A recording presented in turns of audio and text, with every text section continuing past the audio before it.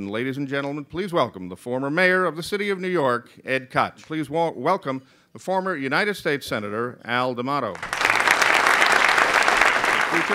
So I'd ask you gentlemen to come up here and take a seat, as will I, and then we will begin our conversation.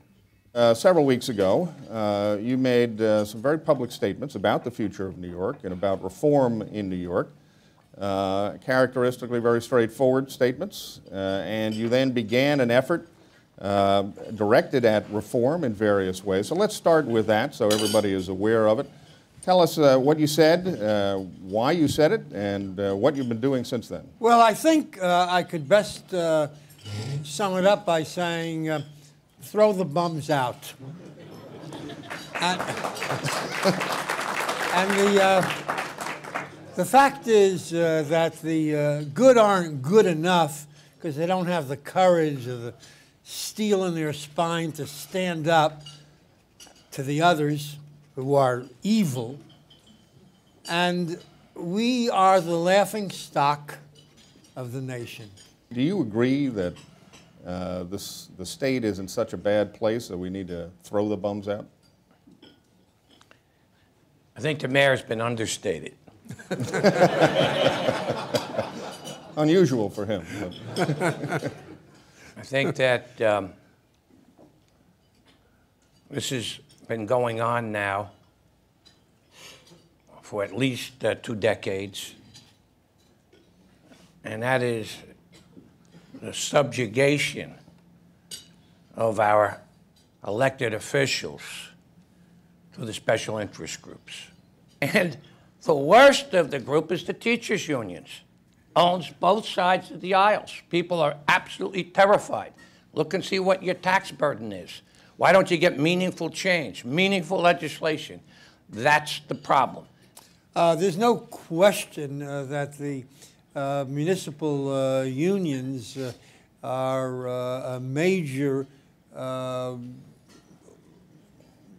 figure in terms of bringing us to where we currently are. The banks, which another major factor in New York City, and the real estate developers, those were the 3 groups that generally elected a mayor. It takes groups like the LIA to step forward, who represent the community at large, who want to try to help business because business is important. It employs people, it pays taxes, it makes the place go. You've got to stand up. On both sides of the aisles, Republicans and Democrats, they don't have the guts to stand up and do what's right. I don't think there's anything more noble than public service.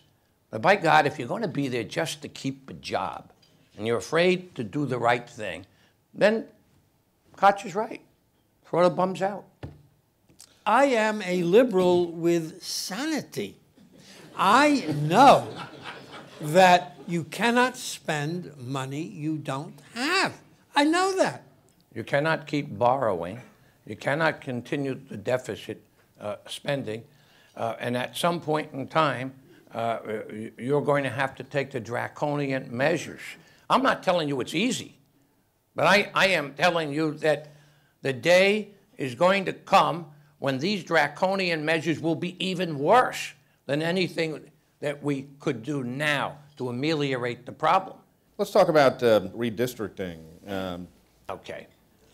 If the Republicans do not recapture the Senate, comes reapportionment, they will be out entirely. They will be reapportioned so that they will never have a chance of retaining the Senate, and you will have a Democratic Senate and a Democratic Assembly. For the next so that's years. the The battle. next 10 years. And that's why I am certainly hopeful that the Republicans are able to recapture the Senate. And I just put it out there, because if they don't, you're going to get totally dominated one-party politics. I think people are angry, and you see rise of the Tea Party, for example, and this is unpredictable. I think that most of the anger is channeled to Washington, to what people view as an unresponsive Congress and administration. But will the anger be directed in a productive way, Senator? Well, I'm trying okay, to Mayor. do that. That's, you know, I had the same reaction as everybody that I've talked to has: throw the bums out. That's not adequate, and I have said so. I have said that is how I feel, but I know it's not sensible. So you got to pick your bums. I mean, if you picked 10 bums and actually threw them out, the other 100 would say, "Oh my God, I'm going to be good," and that's what we're hoping for. Ladies and gentlemen, Senator Alphonse D'Amato and former Mayor Ed Koch. Sit for a second. Sit for a second. Yeah. So what do we do?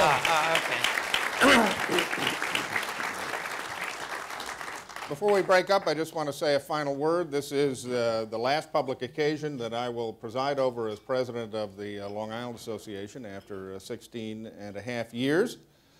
It has been a privilege, of course, to be the president of this great and old association during those years. I've made a lot of friends on Long Island. I've talked to thousands of people about the issues that they face, the problems that they face, and all of that goes with me when I leave this position and move to another area of the country. I thank all of you, all of my friends on Long Island, for your help and your support over the years and your friendship. I look forward to continuing those friendships in the years ahead. I have great optimism about the future of this association. This is a great and strong association, and it's great and it's strong because of all of you and because of the commitment and the participation of the board of directors and the staff of the LIA. And although we've just sat and talked about issues that face Long Island and New York State as a whole, I have great optimism about the future of this great state. These problems will be resolved because the people of New York make New York great. So on this final occasion that I have an opportunity to speak to all of you, thank you. God bless all of you, and I hope to see you in Las Vegas.